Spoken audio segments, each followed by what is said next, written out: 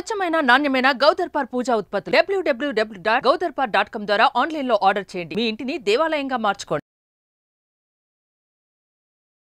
నమస్తే రమగారు. నమస్తే జయ. రమగారు, కృష్ణాష్టమి మనం ప్రతి సంవత్సరం మాట్లాడుకుంటూనే ఉంటాం, కానీ ఏ సంవత్సరానికి ఆ సంవత్సరమే కదా. మరి కృష్ణాష్టమి విశిష్టత ఒక్కసారి, ఆ రోజు అవలంబించాల్సిన పూజా విధానం. కృష్ణాష్టమి అంటే కృష్ణ అష్టమి చెప్పబడింది. అష్టమి అర్ధరాత్రి ఉన్నదే కృష్ణాష్టమిగా భావించే విధానం స్మార్తులది. స్మార్తులని మిగిలిన అందరూ అనమాట. రోహిణీ నక్షత్రయుక్తంగా రోహిణీ నక్షత్రం ఉండాలనే నియమం ఉన్నది వైష్ణవులకి. ఓకే, ఇప్పుడు క్యాలెండర్లో అది కనపడుతోంది. 18న అందరికీ అదే స్మార్తులది, 20న వైష్ణవులది అని. రోహిణీ నక్షత్రం 20వ తారీఖు ఉంది. ఓకే. ఈ 18వ తారీఖు నాటి రాత్రి అష్టమి వేళ మాత్రం ఖచ్చితంగా ఉంది. అంచేత అష్టమి నాటి సాయంకాలం చేసుకుంటారు. మామూలుగా కృష్ణాష్టమి ఎప్పుడు పొద్దుటి పూట చేసుకోవచ్చు. విధానం ఏంటంటే కృష్ణ పాదాలు వేయటం, మన ఇంట్లోకి చిన్ని కృష్ణయ్య నడిచి రావాలని కోరుకుంటూ కృష్ణుడి పాదాలు వేయటం. సింపుల్గా ఇగో ఇట్లా ఇలా వేస్తారు. ఇలా వేసి పైన నిలబెడితే 5 వేళ్ళు వస్తాయి. కింద మన చేతి ముద్ర ఉంది కదా, అది కరెక్ట్గా పాదం తలకు కింద పార్ట్. వాకిట్లోంచి ఇంట్లోకి కృష్ణ పాదాలు వేయటం. తర్వాత కృష్ణుడికి ప్రీతిపాత్రమైనవి బోల్డని రకాల పిండి వంటలు. కృష్ణుడికి ప్రీతిపాత్రం అంటే వెన్న, పాలు, తర్వాత పెరుగు, మీగడ, తర్వాత ఏమో అటుకులు, బెల్లము, సొంటి పొడి. సొంటి పొడి కృష్ణుడికి కదా, సొంటి పొడి కృష్ణుడి కోసం కాదు, కృష్ణుడు అమ్మ కోసం. యశోదాదేవి సొంటి పొడి పెడతారు, కాయం పొడి కూడా పెడతారు. సొంటి పొడి, కాయ పొడి ఇవి కాకుండా ఇంకా 9 రకాల పిండి వంటలు బోలెడన్ని పెడతాం.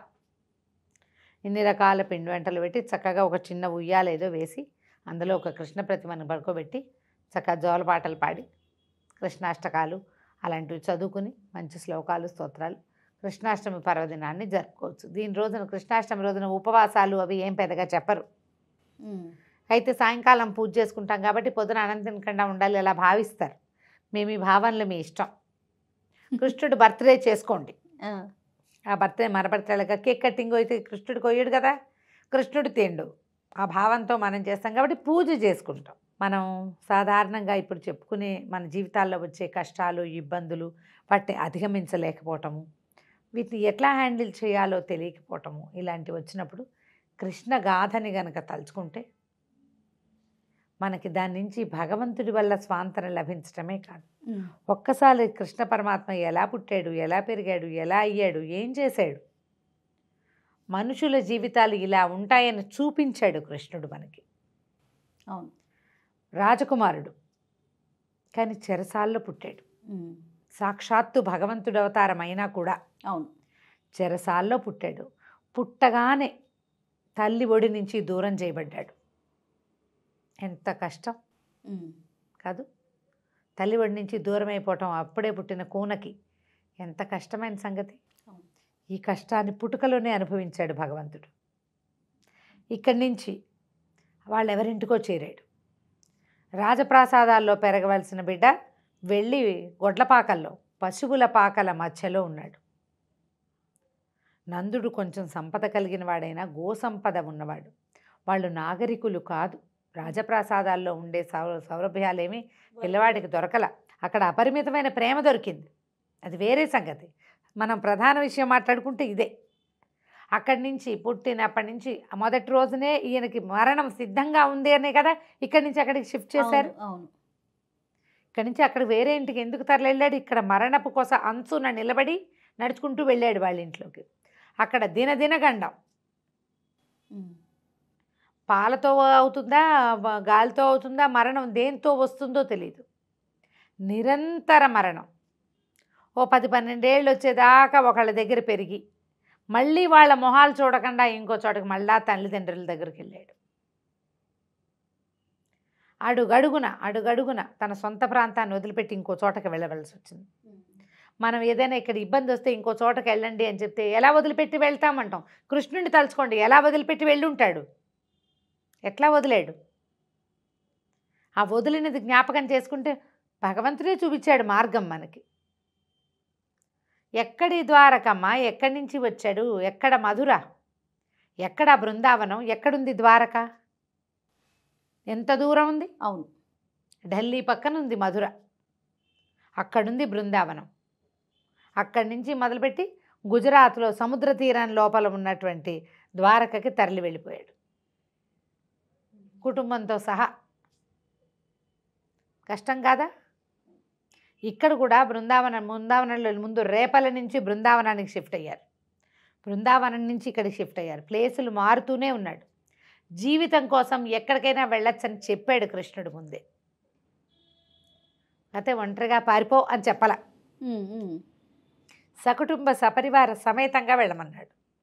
ఇప్పుడంతా సపరివారం లేకపోతే సంతానం మనవాళ్ళనే, ఉన్నవాళ్ళతోటి వెళ్ళు. అక్కడి నుంచి వివాహం చేసుకున్నాడు. ఎన్నో వివాహాలు, ఎప్పుడూ యుద్ధాలు, నిరంతరము యుద్ధం ఎవరో ఒకళ్ళతోటి. ఎవరితోటైనా చాలా బాగుంది అంటే వాళ్ళు ఇంకోళ్ళతోటి చెడుతూ ఉంటుంది. చివరికి ఆయన ప్రమేయం లేకుండానే ఆయన యుద్ధంలో ఒక భాగం అయ్యాడు. నీ వల్లేనన్నారు చాలా చోట్ల. చివరికి ఎవ్వరికీ కనపడకుండా వెళ్ళిపోయాడు. కృష్ణగాథను తలుచుకుంటే మనకేమనిపిస్తుంది, ఎంతసేపు ఒక ఆనందం ఉప్పొంగుతుంది. లోపలికి వెళ్ళం మనం. చూడు, ఇప్పుడు లోపలికి వెళ్తే ఎలా తెలుస్తుందో. లోపలికి వెళ్ళండి, కృష్ణ తత్వాన్ని తెలుసుకోండి. పదే చెప్తాడు అందులో భగవద్గీతలో, ఎప్పుడూ కర్మల మీదే నీకు అధికారం ఉంది, ఫలితాల మీద అధికారం లేదు. చెయ్యి, నీ పని నువ్వు చేసుకో. అలాగే ఆయన ఆ పని తను చేసిందే చెప్పాడు, తను చేసిందే చెప్పాడు.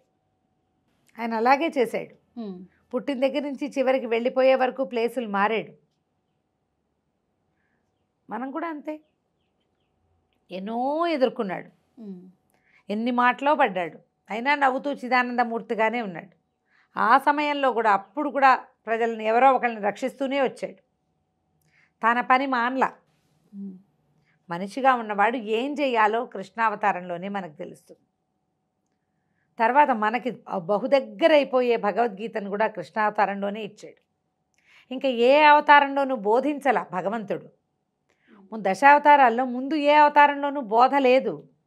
రామావతారంలో కూడా తన జీవితం, తన నడక తను నడిచాడు. రామాయణం రాముని నడకంతా నడుచుకుంటూ వెళ్ళిపోయాడు ఆయన. అది మనం చూసాం, మనకెక్కడా బోధించల. ఆ బోధని ఈ కృష్ణావతారంలో చేశాడు. మనుషులంటే అపరిమితమైన ప్రీతి. ప్రపంచాన్ని ప్రేమించాలి, ప్రపంచాన్ని, మనుషుల్ని ప్రేమించడం ఎలా అనేది కృష్ణుడిని చూసి తెలుసుకోవాలి మనం. మీరంటే నాకు ఇష్టం, అందుకే నీకు ఇది చెప్తున్నా, ఇట్లా చెయ్యి నువ్వు, ఈ నడక నడిచి నువ్వు నాకు దగ్గర వాడివైపో అని క్లియర్గా చెప్పాడు భగవద్గీతలో. కృష్ణ తత్వాన్ని జ్ఞాపకం చేసుకుని కేవలం ప్రసాదాలు సొంటిపొళ్ళ దగ్గర ఆగిపోకుండా కృష్ణ బోధని తలుచుకుని తరచి ఆలోచించి తెలుసుకోవటం. అప్పుడు కృష్ణాష్టమి పర్వదినాన్ని చక్కగా జరుపుకోండి. ఇవన్నీ పెట్టినా కృష్ణాష్టమి అవుతుంది. ఏమీ లేదు, కాసిన పాలు బెల్లం వేసి నివేదన చేయొచ్చు. కృష్ణుడికి సంబంధించింది ఏదైనా చదువుకోవచ్చు. బర్త్డే కదా, హ్యాపీ బర్త్డే చెప్పండి కృష్ణుడికి. ఆ హ్యాపీ బర్త్డే చెప్తే మన భాష కదా అది. ఆయన భాష ఏమిటి? సంస్కృతం.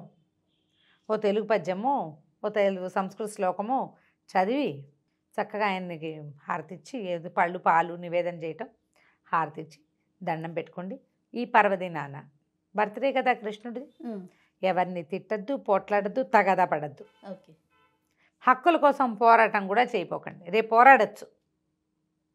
ఈ ఒక్కరోజు ప్రశాంతంగా ఇవాళ కృష్ణాష్టమి, కృష్ణ జన్మాష్టమి, ఆయన ఈరోజు పుట్టాడు అని ఒక ప్రశాంతమైన మనసుతోటి ఉంటే పర్వదినాన్ని మనం చక్కగా ప్రభావవంతంగా జరుపుకున్నట్టే అవుతుంది. మీరు చేసుకోగలిగిన ముందే చెప్పే పాలు, పెరుగు, వెన్న, మీగడ, అలా అటుకులు బెల్లం కూడా నివేదన పెట్టచ్చు. మన శక్తి అనుసారం ఏది చేయగలిగితే అది. సాయంకాలం వేళ చేస్తే విశేషం అని చెప్తారు. పొద్దుటిపూట కూడా లక్షణంగా చేసుకోవచ్చు. నేను చెప్పిన మిగిలిన ఉన్నాయి కదా. మనం పండగ అనగానే మనం ఏం చేయాలి? ముందు పొద్దున్న తలంటి పోసుకోవాలి. పోట్లాడకుండా, గొడవ పడకుండా, కొట్లాడకుండా, తిట్టుకోకుండా చక్కగా ప్రశాంతంగా కృష్ణాష్టమిని జరుపుకోండి. తప్పకుండా. నమస్తే. నమస్తే.